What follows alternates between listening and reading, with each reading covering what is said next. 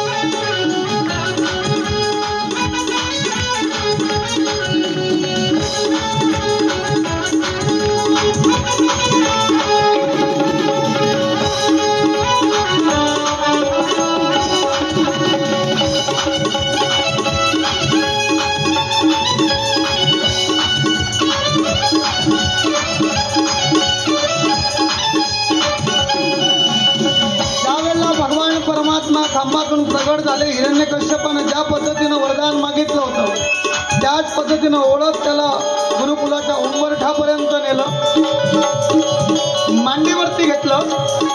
त्याने वरदान मागितलं होतं, शस्त्र नको, अस्त्र नको.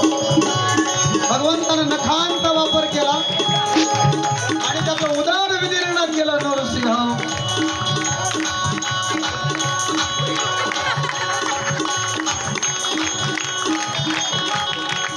नारायण नारायण नारायण नारायण नारायण नारायण नारायण नारायण यांना मांडीवर बसवायचं.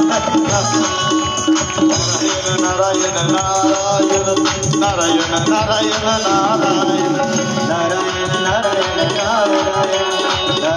नारायण नारायण सभा नारायण नारायण नारायण नारायण नारायण नारायण नारायण नारायण